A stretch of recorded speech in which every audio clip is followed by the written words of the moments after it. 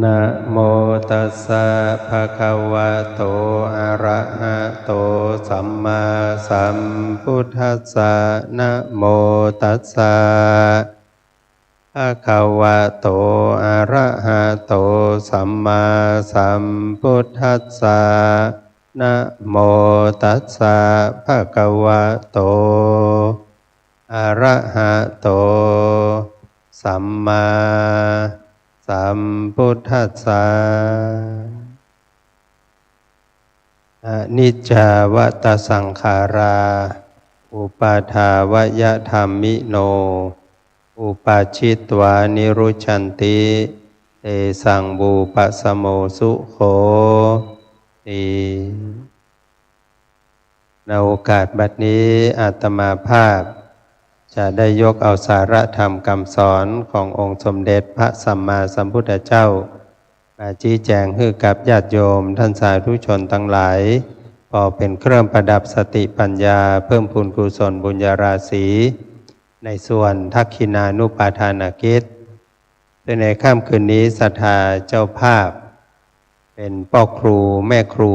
ของท่านอาจารย์พระมหาวิษณุเดินทางมาจากอมก๋อยก็คือพ่อครู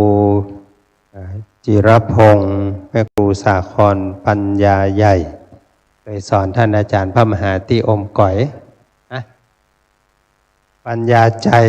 นะพ่อครูจิรพงศ์แม่ครูสาครปัญญาใจ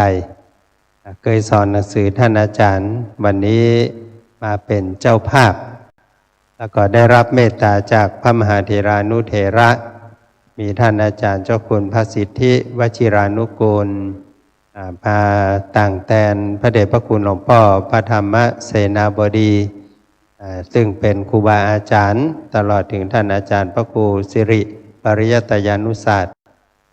เป็นวัดพี่วัดน้องอยู่ใกล้กันได้มาร่วมฟังเทศน์ฟังสวดปฏิจะน้อมนำเอาบุญกุศลทั้งหลายเหล่านี้อุทิศไปถึงดวงวิญญาณของท่านอาจารย์พระมหาวิษณุที่ได้มรณกรรมจากหมู่เฮาท่านทั้งหลายไปอาตมาภาพก็จะแสดงพระธรรมเทศนากันนี้ให้เป็นประโยชน์โสติผลกับญาติโยมทั้งหลายจนกว่าจะจบลงด้วยเวลาญาติโยมฟังพระธรรมเทศนานั่งตามสบายบ่ต้องพนมมือเน้อเอาท่านทั้งหลายได้รับทราบการจากไปของท่านมหา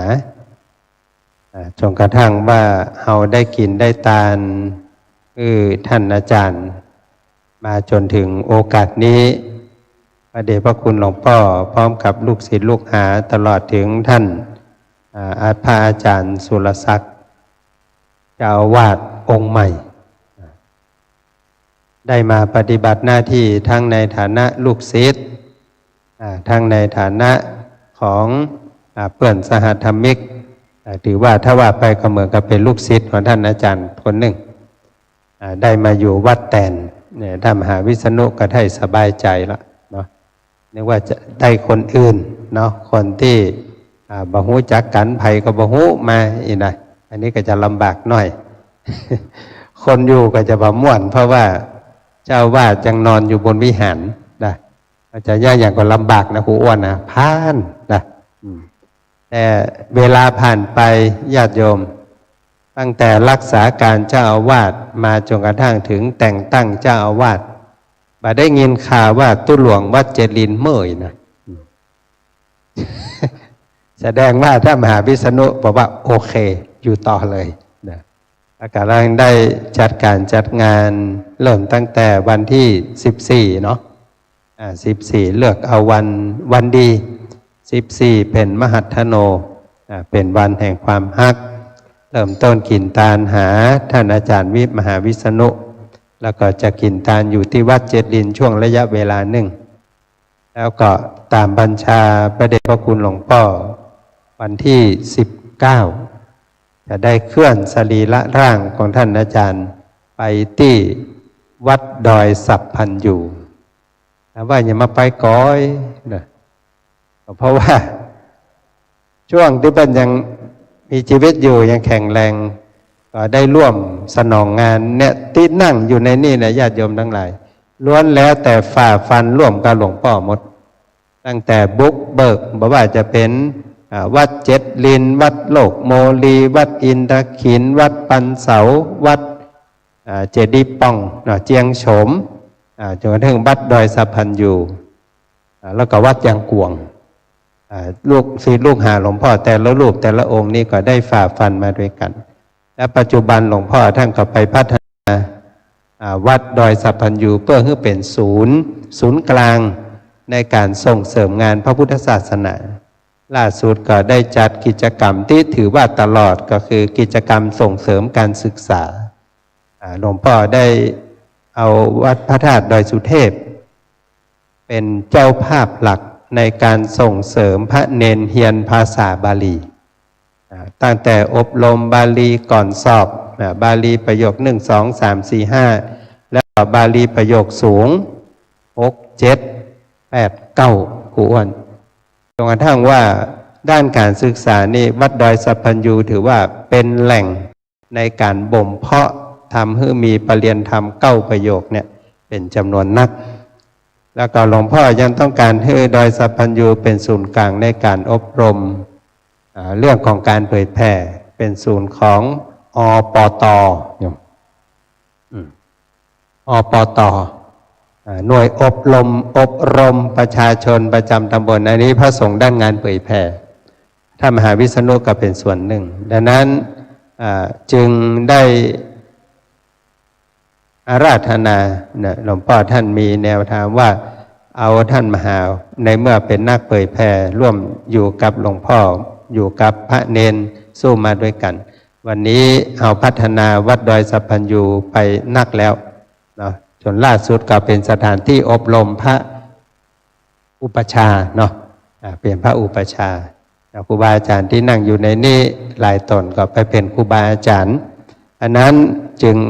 นิมนต์ท่านอาจารย์มหาวิษณุไปทรงสการที่วัดดอยสัปปันยูนะเพราะว่าเป็นที่ในการศึกษาเล่าเรียนแล้วก็จะเป็นแหล่งในการที่จะพัฒนาตุเจ้าพระเนรพัฒนาศีลพัฒนาธรรมต่อไปในอนาคตในวันที่19แล้วก็จะทรงสการวันที่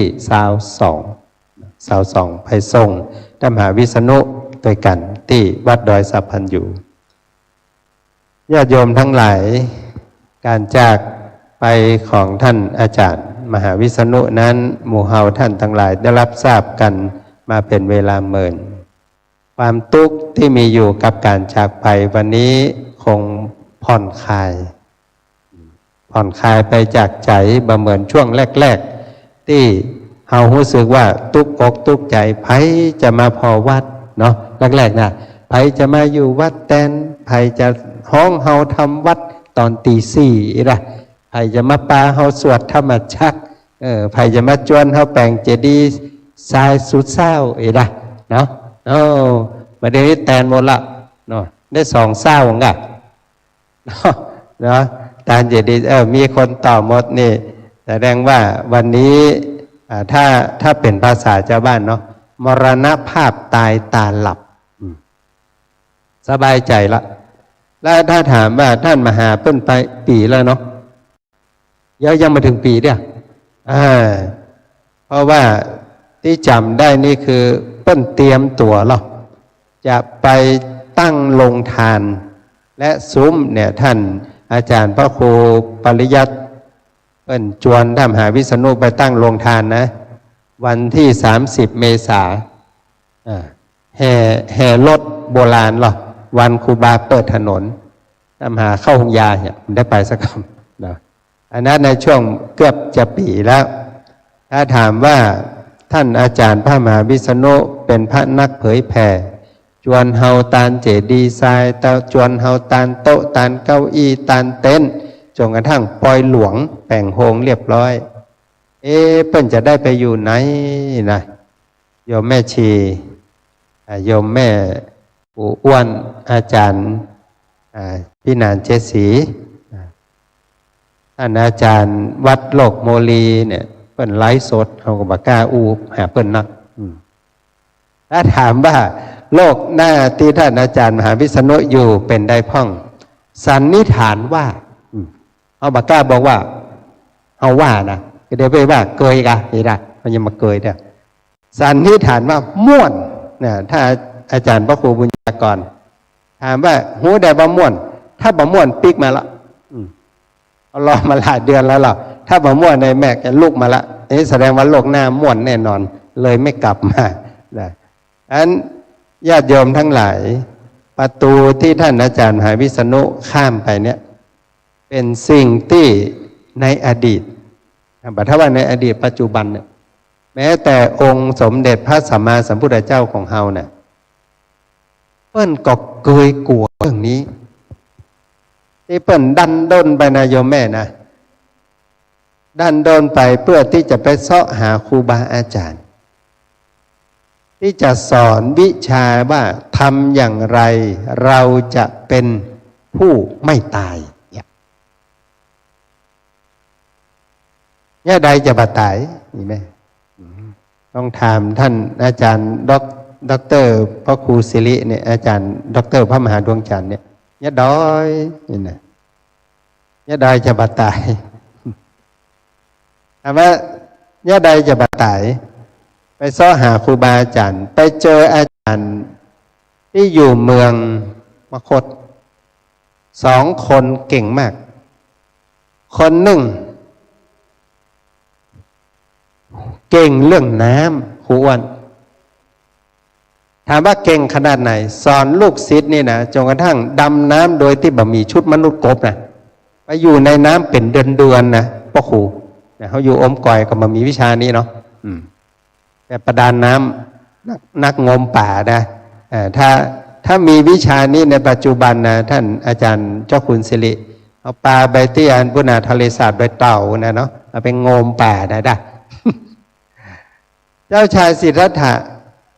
ไปเรียนวิชาตัวจนกระทั่งว่าบ่ได้ดำน้ำแค่วัน2 วันโยมดำน้ำเป็นเดือนครูอ้วนถามว่าหูได้ไหนดูหนังหนังเรื่องพระพุทธเจ้ามหาศาสดาของโลกเนี่ยตอนไปมีอาจารย์ในสำนักอาจารย์อุทกาดาบทเนี่ยหูคนเดียวครูอ้วนเพราะเปิ้นลากันในจิตท่านพระครูลาอาจารย์ในจิตลูกศิษย์ในสำนักถามอาจารย์ว่าสิทธัตถะหายไปไหนท่านอาจารย์ถามอย่างไรอาจารย์ก็ตึ้งบอกแต่มีเช้าวันหนึ่งอาจารย์ว่าไปพวกเราไปนั่งภาวนาที่ท่าน้ำลูกศิษย์ก็ถามว่าไปอย่างที่ท่าน้ำอาจารย์บอกว่าเดี๋ยวสิทธัตถะจะกลับมาพอนั่งพอได้สักกั๊มเนี่ยสิทธัตถะเดินขึ้นน้ำมาหน้าตาเปล่งปลั่งสดใสมากราบท่านอาจารย์อาจารย์บอกว่าสิทธัตถะเธอสำเร็จวิชาแล้วทำได้มากกว่าที่อาจารย์เป็นครับเพราะฉะนั้นบ่ต้องไปไหนแล้วสำนักของเราความหวังของเราทั้งหมดเนี่ยมอบไว้กับเธอเนี่ยเก่งคณะอาจารย์ยอมยกสำนักขึ้นน่ะปปกสุรศักดิ์เนี่ยยกวัดเจ็ดลินขึ้นน่ะเลยปรากฏว่าท่านเจ้าชายสิทธัตถะบอกว่าทำไมท่านอาจารย์ถึงยกให้ก็เพราะว่าอาจารย์แก่แล้วเวลาของอาจารย์ก็เหลือน้อยแล้วสิทธัตถะยกมือไหว้อาจารย์ว่านี้ยังไม่ใช่สิ่งที่ข้าพเจ้าต้องการสิทธัตถะต้องการอย่างความเป็นอมตะโมกขธรรมที่ไม่ตายเป็นหนึ่งเดียวกับพระพรหมเป็นผู้สร้างโลกไม่ได้ต้องการที่จะเหมือนอาจารย์นะจะตายไปด้วยกันก็เลยลาไปอยู่กับอาลาลดาบทไปอยู่กับอาลาลดาบทกับปากว่าบาหันตัวครูอ้วนเพิ่นว่าเนี่ยอาจารย์อยู่บนถ้ำเนี่ย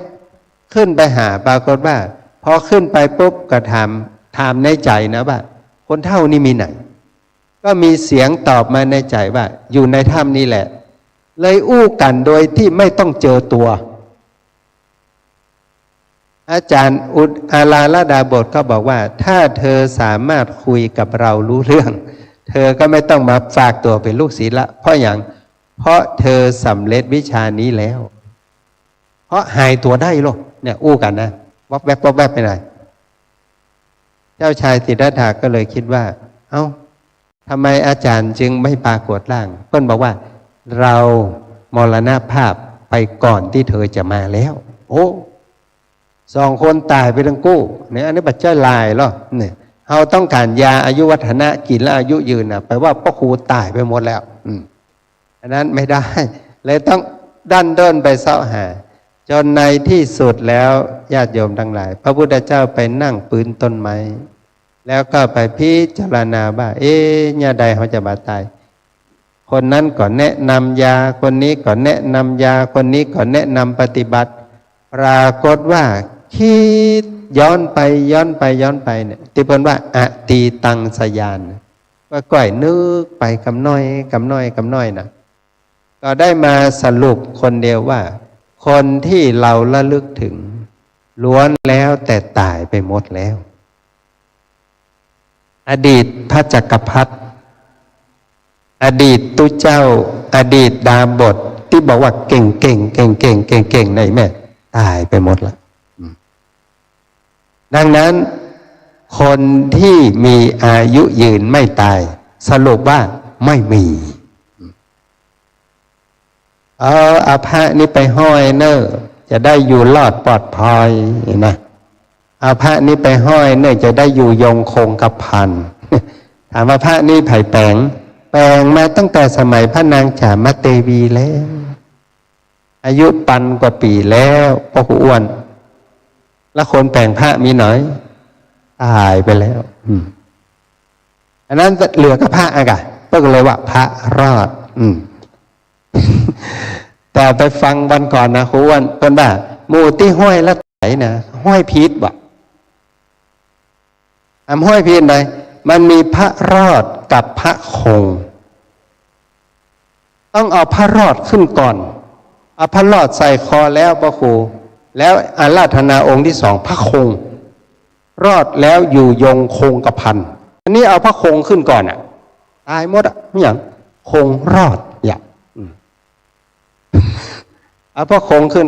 เป็นพระคงรอดพระคงรอดนี่บัดรอดสักลายละดังนั้นเพื่ออะไรว่า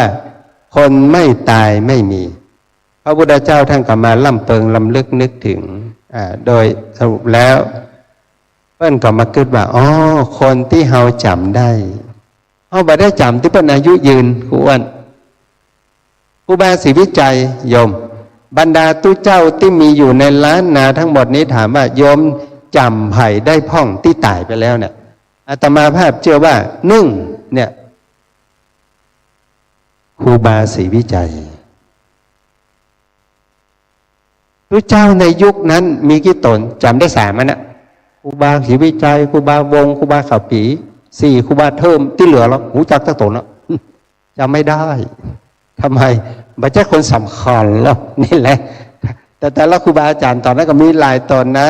แล้วเขาก็มาหุ้มมารุนหลวงปู่ทองก็ตันนี่ครูบาดวงดีก็ตัน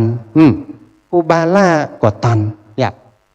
เพราะฉะนั้นแต่ละตนตันครูบาแม้กระทั่งครูบาอย่างก็วัดดอนมูลครูบาคำแสนน้อยเนี่ยก็ตันอาตมาภาพได้ฟังว่าครูบาคำแสนน้อยเนี่ยหูข่าวตอนครูบาศรีวิจัยโดนขังครั้งแรกที่วัดศรีดอนใจให้มาหาเพราะว่าจะไปหาที่เมืองลี้เราไม่ได้ไปแต่ครูบาโดนยับมาขังไว้ก็เลยตั้งใจจะมาหาเตวมาถึงกาดสัมปะข่อยคนเฒ่าขี่รถถีบลงขัวนวรัตน์ถามเน้นไปหน่อยเป็นไงจะไปกราบครูบาศรีวิจัยจะไปเนอะเพิ่นยับขังไว้ฮะน่ะเดี๋ยวพระเน้นไผ่เข้าไปเพิ่นถือเป็นหมู่ครูบาศรีวิจัยโดนยับหมดละหมดนะปิ๊กนู่นนะยืนเข่ออยู่ฮะเนาะเพราะว่าโดนคนเต้าตากหลอกว่าพระเนนที่มาตัวครูบาศรีวิจัยเพิ่นยับหมดอ่ะนี่นะก็มาคืดใจกูจะมาโดนยับกับครูบาเหรอกะจะเตียวปิกวัดดอนมูลคุณน่ะสันกำแพงไว้ไม่ว่าเตียวก็มาแผ่วขวดนวราชแหละจะงวยเพราะกำอู้คนเท่านี่ตัดสินใจยับก็ยับเด้อขอไปหันหน้าครูบาศรีวิจัยว่าหน้าตาเป็นอย่างใด อย่ามาดังแต่ดังว่าขอไปพ่อขอได้กลับโดนยับก็ยอมไม่เลยเตียวข้ามขวนวรัตไปที่วัดศรีดอนใจพอหันครูบาศรีวิจัยอยู่ในศาลาพ่อครู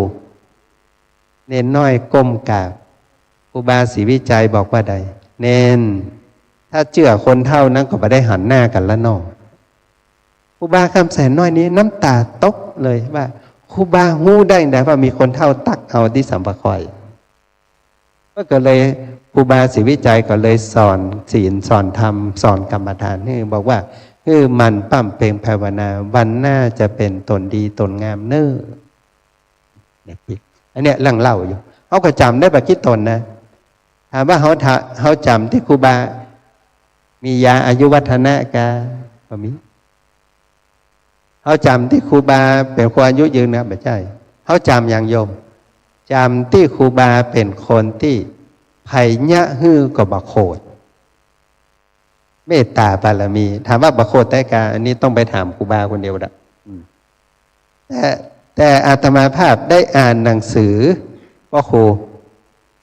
ประวัติครูบาศรีวิจัย3 เล่มใหญ่นะพ่อครู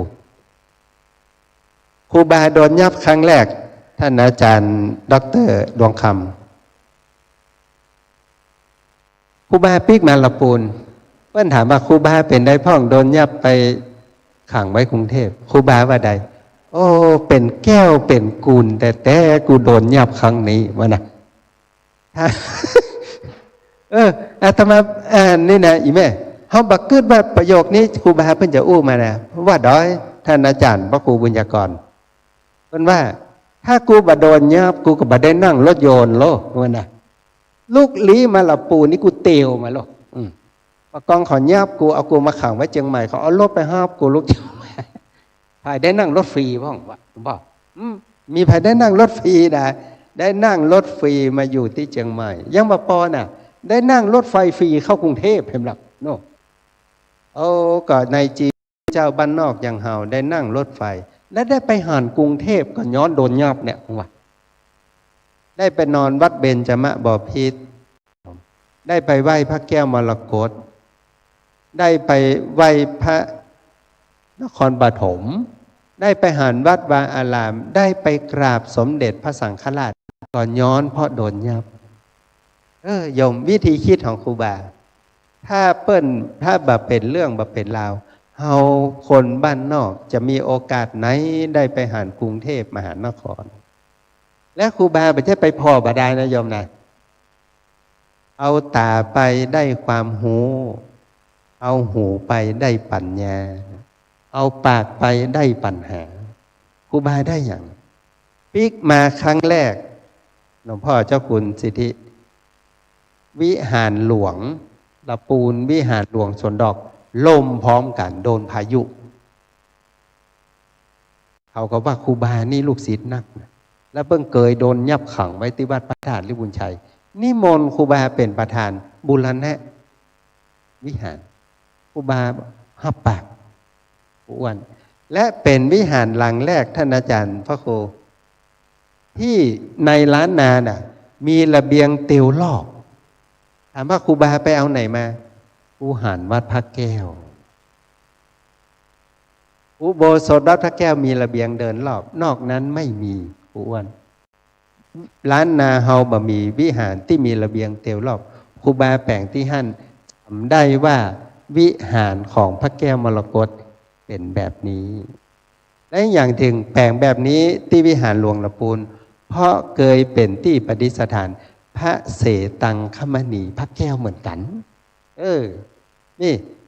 เปิ้นวิธีคิดของเปิ้นนะเปิ้นบาถือเรื่องเหล่านี้ว่าเป็นเรื่องที่ต้องมาอาฆาตพยาบาทจองเว้นน่ะถ้าเป็นเฮาเอาเขาขังไว้ให้นิมนต์ปีกไปวันฮือก่อนนะเนาะเขาจะไปน่ะถ้าครูบาเกิดอย่างนี้ก็บ่มีครูบาศรีวิจัยมั้งนี่อย่างกับลูกศิษย์ผู้หาไม่ได้ก็จมคนนั้นจมคนนี้นะแต่ครูบาเปิ้นบาถือพอไม่ถือชีวิตของครูบาโยมทั้งหลายใช้เวลาแค่30 กว่าปีทั้งสร้างทั้งบูรณะวัดได้200 กว่าวัดเห็นไหมอันที่เป็นโจทย์ไว้นะเชียงมั่นปู่เต้า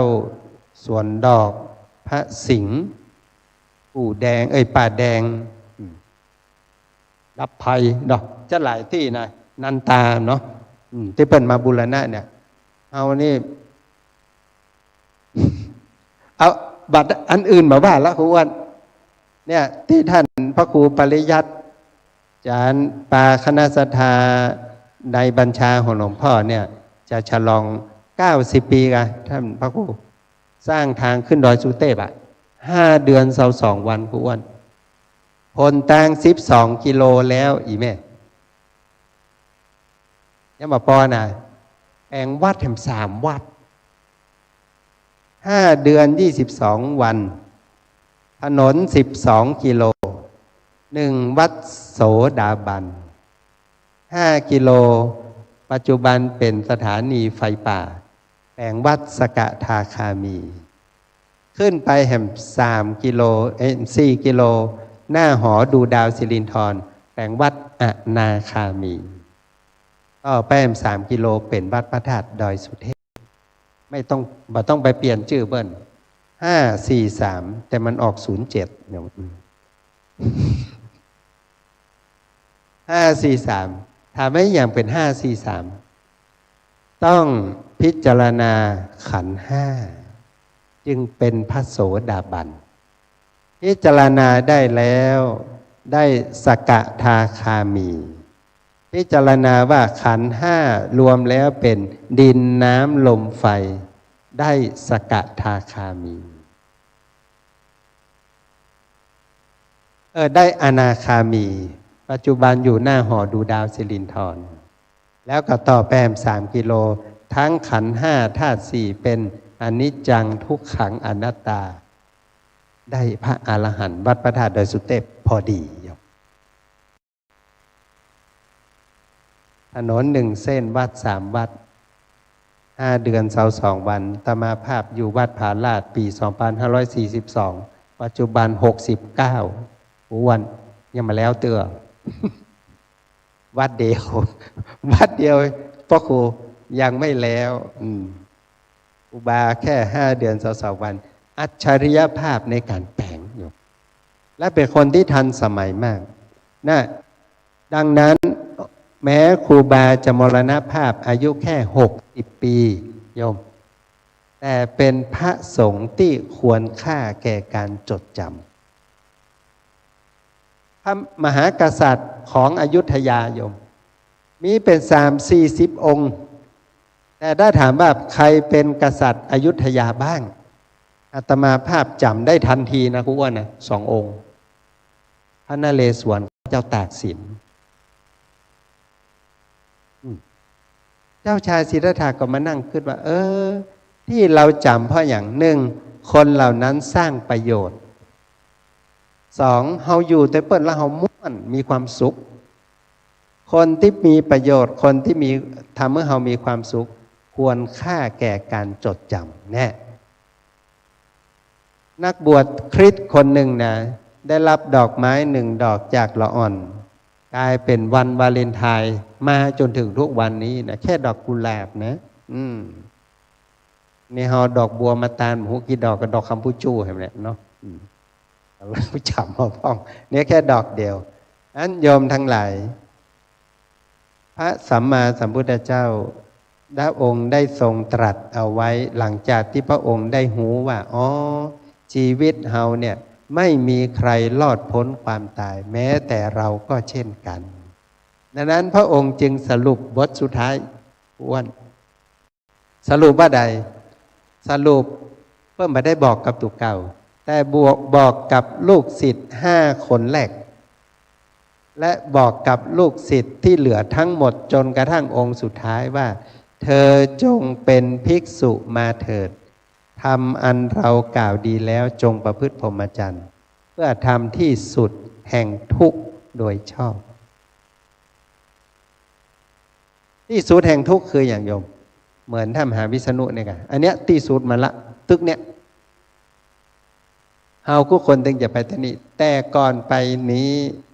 พระพุทธเจ้าจวนหมู่เฮาทั้งหลายว่าใช้ชีวิตทุกวันจงเที่ยวไป ถึงวันนี่แม่ถ้าเราได้ยินเสียงะระฆังติ้งได้ยินเสียงนาฬิกาปลุกแล้วเรายังมึนตาได้น่ะโชคดีที่สุดในโลกแล้วเพราะหลายคนที่บัดตื่นนี่นะ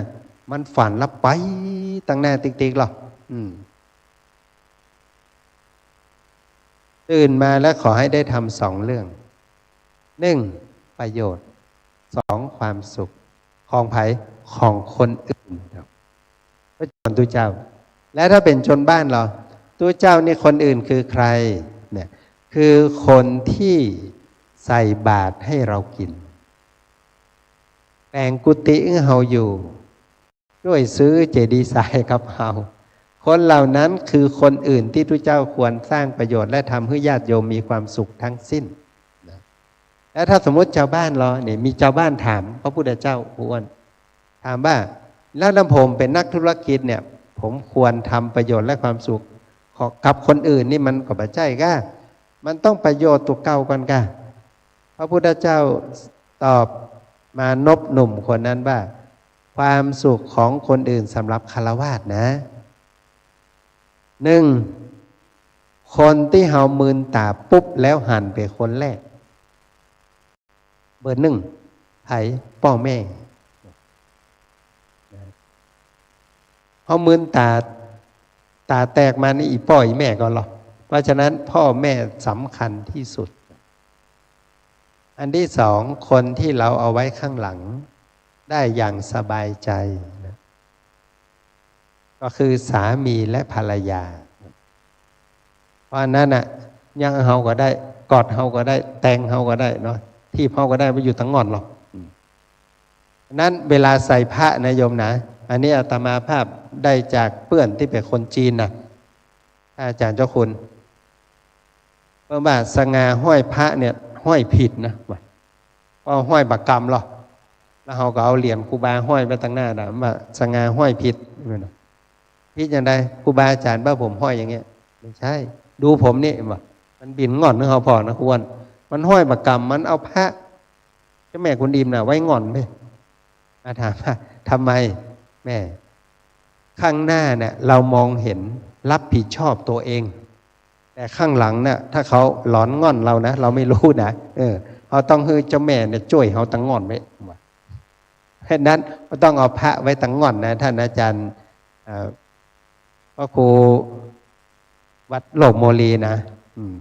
เอาห้อยไว้ที่แอวนี่มาได้นะต้องเอาไว้งอนนี่นะพระเขาได้ดังนั้นเปิ้ลกันเลยบอกว่า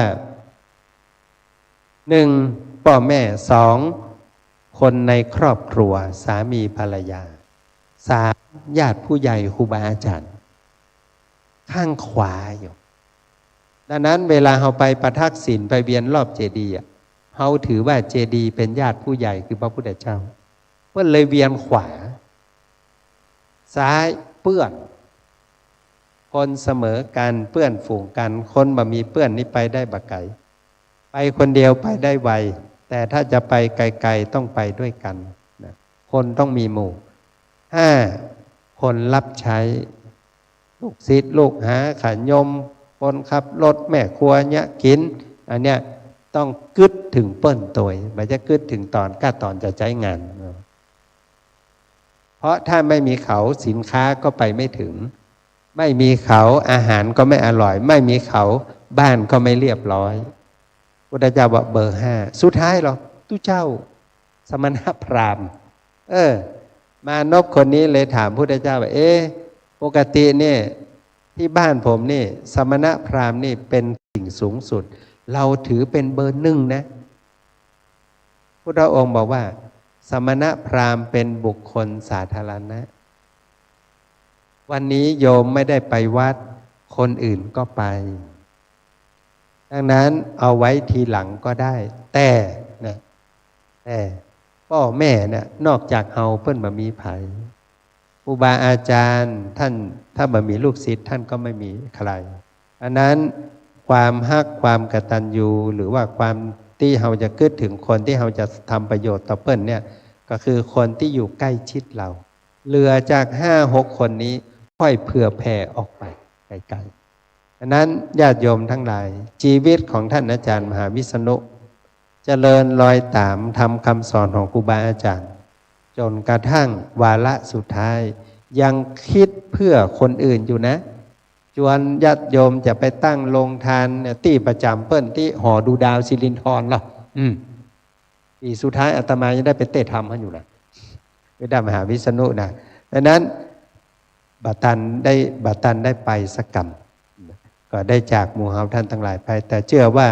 ตลอดระยะเวลาเท่าที่เรารู้จักมาท่านมหาวิษณุถือว่าเป็นพระสงฆ์ที่ฮักงานเผยแผ่แล้วชวนเฮาท่านทั้งหลายเนี่ยชวนไปกินชวนไปทานแม้กระทั่งไปกรุงเทพกรุงไทยที่ไหนรถตู้เนาะเฮานึกว่าน้อยๆนะหมหูขี้กันบุญได้ที่กลายเป็นแทบอันนั้นและที่สำคัญที่อาตมาภาพ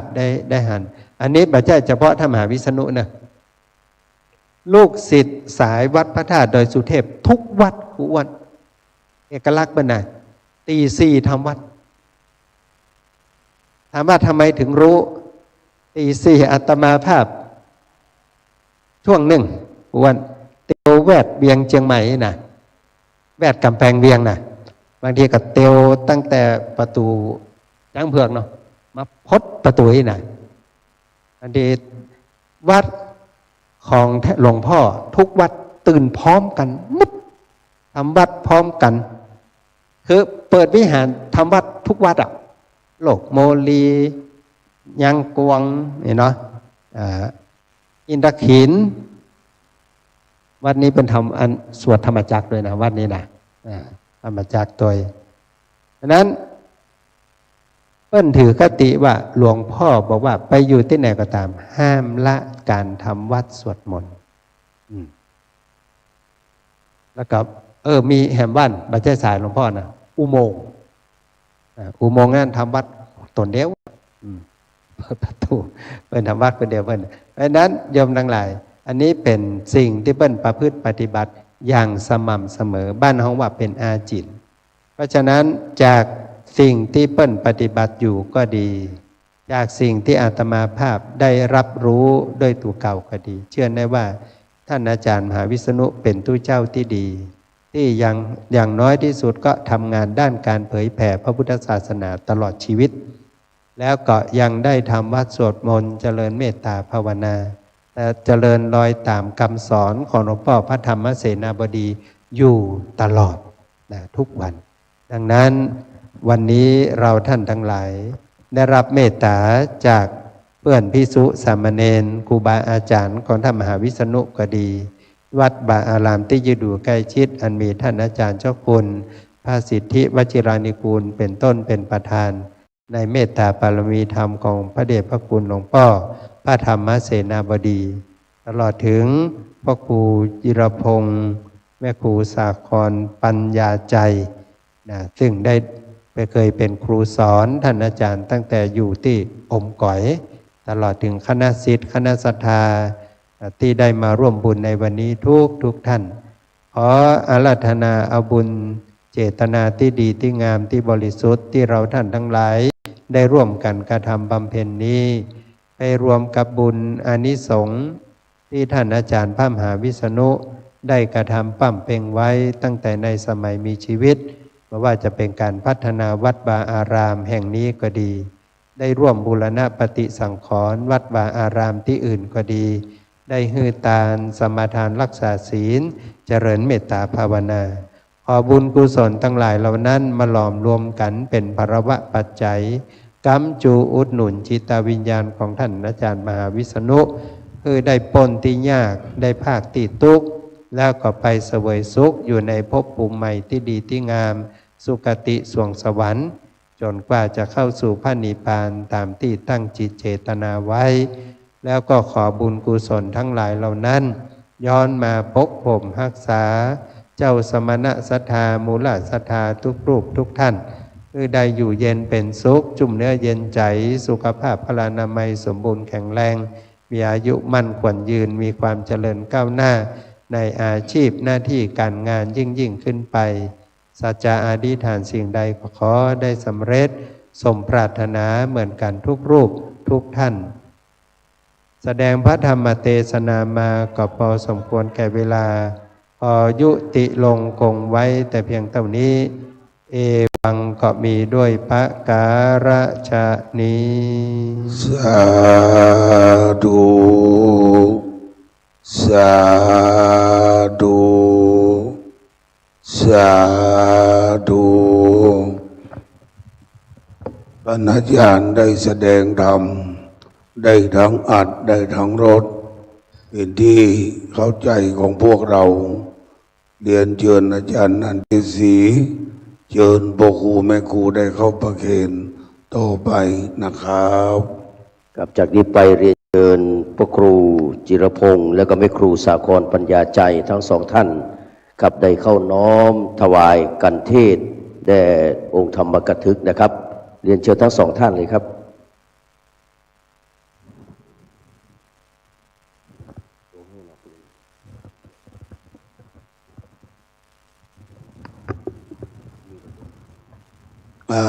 พ่อแม่ศรัทธาได้ประนมมือกินทานกับพ่อครูแม่ครูสาธุสาธุสาธุเชิญพ่อครูแม่ครูกลับมานั่งที่แล้วปรองเพื่อจะหยาดน้ำถึงท่านอาจารย์พระมหาวิษณุจารุธรรมโมต่อไปนะครับ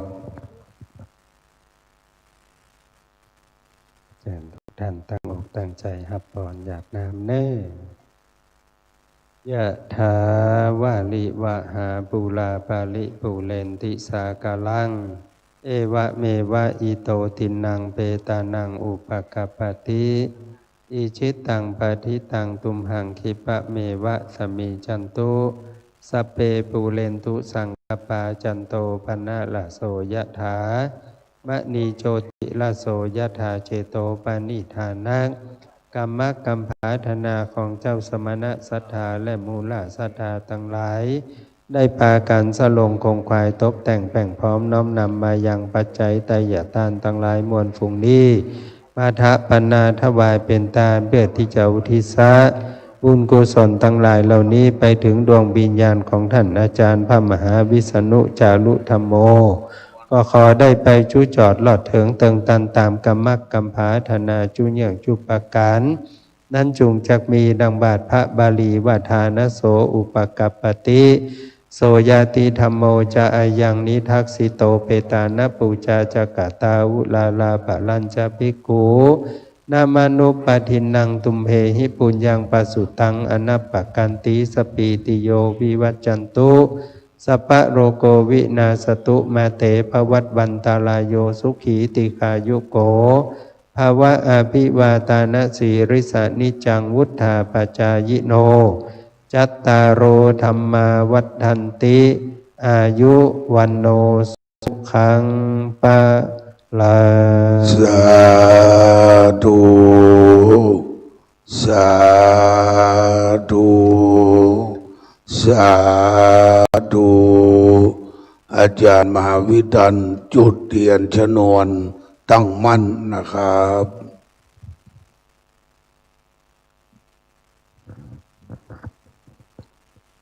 พระอภิธรรมเลิศประเสริฐศรีองค์มุนีมีเมตตาเทศนาไว้ท่านทั้งหลายโปรดสดับรับฟังไปทำกายวาจาใจให้สงบเคารพธรรมขอกราบรัตนาท่านพระครูไพบูลย์เจติยานุรักษ์ด็อกเตอร์ผู้ฝักใฝ่จุดเทียนไฟใจเคารพนบสูงล้ำขอนิมนต์พระสงฆ์ผู้ทรงจำได้สวดพร่ำพรรณนามนตราเทิน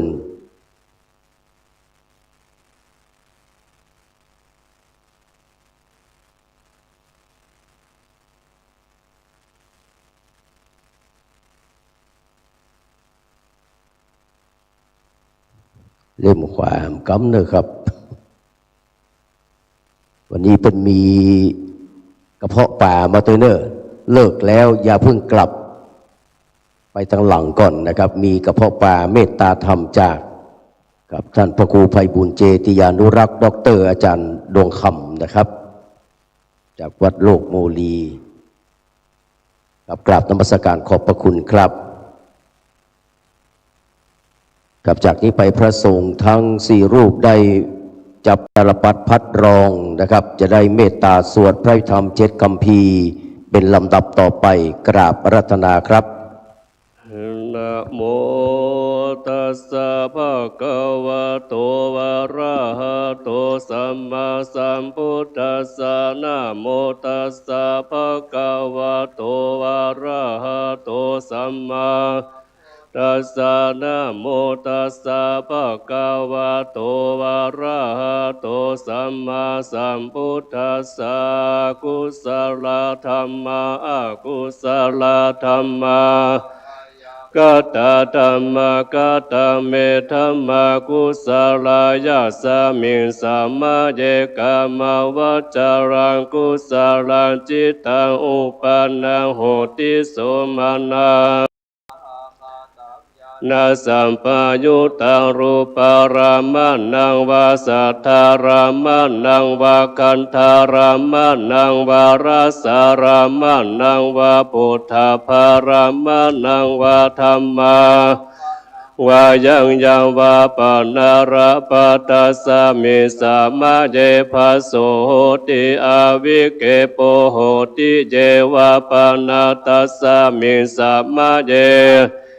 อติปฏิจจสมุปปนาอโรปิโนธัมมาอิเมธัมมากุศลปัญจขันธรูปขันโทเวทนาโตสังขารขันโตวิญญาณขันโตตัตตะกตมรูปขันโตยังกินเจรูปังอาทิตานาคตปัจจุปนังอาชัตตังวาทาวาโอราดิกังวาสุกุมังวาหินังวาปานิตังวายังทุเรวาสันติเกวาตเตกาจังอาภิสัญโยหิตวาเกปิตวาอายังมุจติรูปขันโทสังฆาโหอสังฆาโหสังฆาหิเตนะอสังฆาหิเตนะสังฆาหิตังสังฆาหิเตนะสังฆาหิตังอสังฆาหิเตนะอสังฆาหิตังสัมปโยโกวิปโยโกสัมปยุเตนะยุเตนะสัมปยุตังอสังฆาหิตังชาปัญญาติโยขันธปัญญาติอายตนะปัญญาติธาตุปัญญาติสัจจปัญญาติอินทรียปัญญาติปุคคลากิตวัตตปุคคลานังปุคคลาปัญญาติสัมมาวิโมสัมวิมุตโตอะกุปัฏฐโมอริหังฐานะธัมโมตัมโพอนุรักนาภัมโพพุทธุจโนโคตรปาลโตปายุปาระโตปะกัมปะกะโนนิยโตอานิยโตปฏิปัน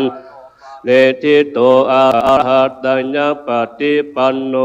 ปุคคโลอุปาลปฏิสัจเจติอามันตายโยสัจจิโอปลามาตโอปุกาโลอัลปฏิสัจจิกัตถาปลามาเทนะเหวังวัตตาเปอาจานาหินิคาหังหันติปุกาโลสัจจิกัตถาเทนะเทนาตาเลวัตตาเปกาโตปลามาโทตัตโตโสปุกโลลปฏิสัจจิกัตถาปลาเยจิกุสะธรรมะสัพเพเตกุสลามุลายนัสสะมุลาสะเตธัมมากุลาเยเกเจกุสะทัพเตกุสละมุเลนะเอกะมุลาเยวาปานุสละมุเลนะเอกลาสะเปเตธัมมาเหตุปโยอารัมใจโยปะโยอานันตราโพสัมมานันตราใจโยชาจัตตาปัจจโยอัญญมปัจจโยนิจจโยใจโยปุเรจัตตาปัจจัยปัจฉาจัตตาปัจโยอาเสวนาปัจจัยโยกัมมปัจจัยโยวิปากาปัจจัยโยชานะปะกาปัจสัมปโยวิปายุตตัจจัยโยอาทิปัจจัยโยนัตถิปัจจัยโยวิคัจจัยโยอาวิคัตตปัจจัยโยสาธุสาธุสาธุเจ้าหน้าที่ ลาดบูชาโยงให้เรียบร้อย และประจำพระสุกุลนานสีได้ประกาศรายต่อไปนะครับ นิพพานจะทำพิธีทอดผ้าไตรจำนวนชุดละ10 ไตรนะครับชุดแรกขอเรียนครับปกครูจิรพงศ์ปัญญาดีกับแม่ชีระดาปานานนท์เมชบุญนะครับแม่ชีกฎเรือนและก็แม่เอ้ยสุธิวงศ์ชุดแรกครับเรียนเชิญครับมานั่งที่รับเริ่รับผ้าแล้วก็พร้อมรอพร้อมกันนะครับรอพร้อมแล้วก็ทว่าเพื่อนบันทึกภาพจะได้เกิดความสวยสดงดงามญาติธรรมทั้งหลายก็จะเปลี่ยนกันเด้อแบบแรกแม่เพนแม่พัฒนเอาไปละเนาะที่สองก็แบ่งกันหน้าที่นะครับพร้อมแล้วทอดยาวเนอะครับแล้วก็พิธีรองแม่ชีมาเพชรบูรณ์มันว่าใกล้ๆผ่าซ่อนแก้วนะครับต่อไปเป็นชุดที่2ครับแหม4 ท่านนะครับแม่ครูสากรปัญญาใจนะครับคุณนรินทร์กรนะครับเบอร์ปินนะครับแม่พันธลาสุทธนวลแล้วก็แม่แสงอรุณทาเจริญครับเลยนะครับ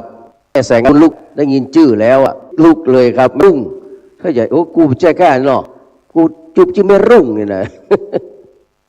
ครับแม่แสงอรุณนะครับหรือว่าแม่รุ่งเนอะครบหรือยังไปนั่งพร้อมๆกันแล้วก็ประนมมือไหว้แล้วก็ได้ชุดนี้นะครับชุดนี้รอพิจารณาเลยเนอะเดี๋ยวก็รอไม่รุ่งกับเดียวไม่รุ่งกำลังทับพาอยู่นะครับ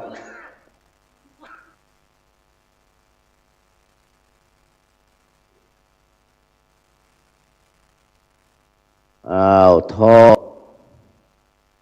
แล้วก็อยู่หั่นก่อนเนอรอพิจารณาจากนี้ไป4 รูปได้เมตตาพิจารณาไตรสกุลครับกราบพระครับนิยตสังขาราอุปาทวายาธามิโนอุปาชิตวานิโรชันติเตสังอุปสมโมสุโขกับกราบนมัสการขอบพระคุณท่านพระคุณเจ้า4 รูปได้เมตตาอธิษฐานจิตเจริญธาตุสกุลคุณแขกวิกทุกท่านนะครับทั้ง8 ท่านนะที่ทอดผ้าการเชิญมานั่งที่รับรองครับจากนี้ไปอาจารย์วิตันเก็บผ้าภูษาเจ้าหน้าที่ช่วยกันนำสังฆทานจตุปัจจัยที่จะทำที่ต่อหน้าพระสงฆ์เอาใจทำพิธีกับถวายจตุปัจจัยธรรมเด็กครับพระสงฆ์ทั้ง4 รูปอาจารย์พระมหาวรเชษฐ์มาริโอครับแล้วก็ได้ถวายเป็นพุทธบูชาในองค์สมเด็จพระสัมมาสัมพุทธเจ้าตามโบราณล้านไทยกับผมกราบอาราธนาพระครูปริยัติยานุรักษ์ด้วยศาสนาดร.ไอวิทย์ผู้ปราชญ์วัดโดยสำนักวิหารและผู้อำนวยการวิทยาลัยเชียงใหม่เข้าน้อมถวายกันพระพุทธนะครับกราบอาราธนาครับ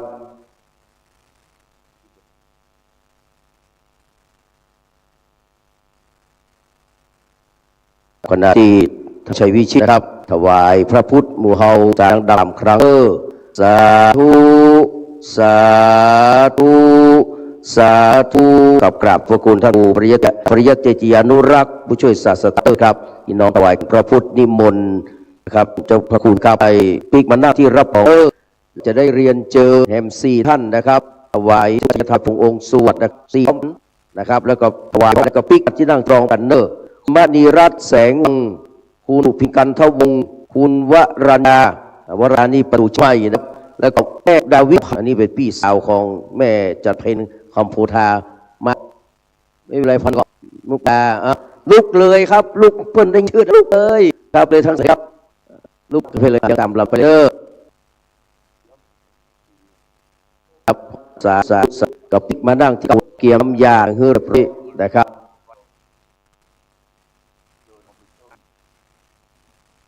ไปพระสงฆ์ทั้ง4 รูปจะตาโอนบาลีเนอเกียมหยัดน้ำเนอยะถาวาริวหาปุราปริปุเรนติสารังเอวะเมอิโตทินังตะอุปกัปติอิติปฏิตังปัจฉเพปุเรนสัพพนโสยะถามณิโติราโสยะถา วะชาลุสาวะตุมาเตอภวาราสุขิอายุธนสิริเตจังวุธาปจายโยจารธรรมาวาทันติอายุวันโอสุขั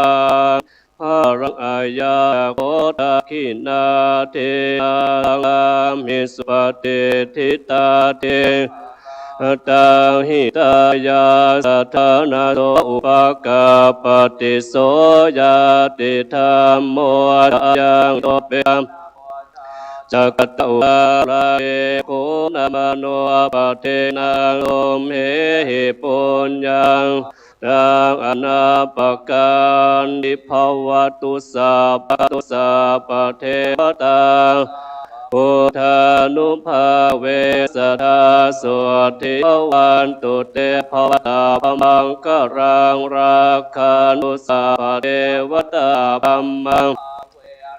ทาสุทิภวตุเตภวตุสัพพมังกรังราคันตุสัพพเทวตาสัพพสังฆา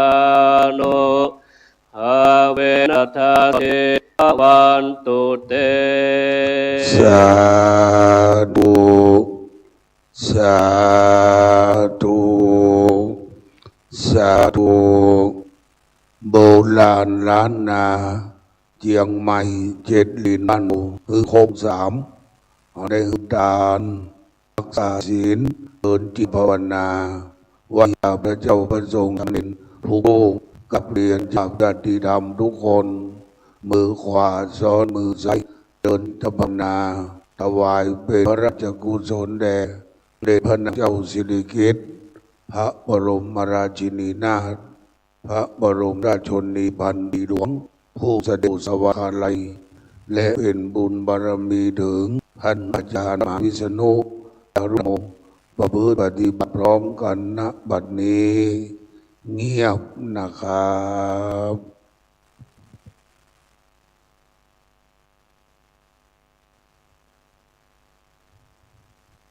พอควันเก็บเวลาตาพนมมือขึ้นครูอาจารย์บอกว่าภาวนาน้อยนิดหอกไก่ก้มกินน้ำยางกระดิกหูงูเป็นก็มีพระหลายเชิญอาจารย์สีได้นำพวกเราแผ่เมตตาตามที่น้องเจ้ายังไม่เจ็ดลินพร้อมกันบัดนี้อิตังตานะกัมมังนิพพานะปัจจัญโยโหตุโนนิจจังอิตสิลากัมมังนะปัญโหตุโนนิจังวะกัมมังนิพพานะปัจจัญโยตุโนนิยังยากินเจกุสัลลังกัตตพังกัมมังสัพเพหิมกะตังยังโนอนุโมทานสุตุนตุเอเตวะสัมมิงยะกาตาหุนโตสัพสัตตานังสุขีอัตตานังอริหะอันโตตาปิตาสุขิตาหุนโตปุตโตสัพเพยะกาสุตาหุนโตตุปปโมจันโตสัพเพยะตาตุตังทุกขาปัมปันโตสัพเพปิสัสยะขาสัพเพปิตารุตาหุนโตทุกขาปัมโมจันโตอัคคตาสุกิตาหุนโตทุกขาปัมโมจันโตสัพเพเทวาสุกิตาหุนโตปะโมจันโตสัพเพอาจาริยุปัจจายาสุกิตาหุนโตทุกขาปัมโมจันโตสัพพตินังมิจันตุโวหนาตังสักการะพระเจ้ามหาวิษณุจารมุจะได้วันตานอนเนอวันตามิพันเตสัพพังอะตังอมตะเมพันเตปุญญังสามินาโนโมเตตาพังสามินากะตังปุญญังทาตพังสาธุสาธุอนุโมทาต่อไปเจ้าวันน้องพระมหาเถระมัจจเถระอนุเถระมันเด่นทุกรูปเอาที่นี้บาหารไว้เทวปุณโญอุบาเรารักที่นี้เดินยุวัฒนะ10 ปีพรรษา50ณบัดนี้วันพังปุญญังสาระโอติตาพังสามินากะตังไม่หังกาตังสาธุ สาธุอนุโมทามิ รวมวันอายุขังลัง สาธุสาธุสาธุอันนี้มนต์จะวัดไปเนอะ ขอกราบถอยความเคารพนอบพุทธาไมบาจารย์ทรงราเทระพันสมาธิการทุกรูปดำเขาเจริญพยนาสถาโยมก็ออกแม่ออกพ่อครูคนทุกท่านอันหนึ่งนี้วันนี้การบำเพ็ญกุศลศพของท่านพระมหาวิษณุสารุธรรมโมเป็นค่ำคืนที่3เห็นวัดจิรีจำนันจนถึงวันที่18 กุมภาพันธ์ในคืนนี้ขออนุโมทนากับท่านเจ้าอีพ่อครูธีรพงษ์แม่สะครพร้อมกับตังคณะสัตยาโยมออกทั้งหลายทุกท่านได้จิตใจได้มาร่วม ครับแล้วก็แม่บัวหองก็ร่วมด้วยเนาะเมื่อคำเลินเนาะครับร่วมเป็นเจ้าภาพคำรือเนาะครับผมขอบคุณครับถ้าขอบคุณอาจารย์ประสิทธิ์เนาะครับพรุ่งนี้นี่ด็อกเตอร์ว่าผู้ช่วยศาสตราจารย์ด็อกเตอร์นะครับสกุลมหาวีโรนะครับจังหวัดผ้าขาวจะมาเป็นองค์เตศเนอร์หลวงพ่อน้ำจำนะครับเป็นเจ้าภาพนะครับกับคณะสัตวัดน้ำจำสันกำแพงด้วยนะครับขอบพระคุณอนุโมทนาขอลาจากรายการไปก่อนขอบพระคุณหลับดีฝันดีทุกคนทุกท่านครับสวัสดีครับ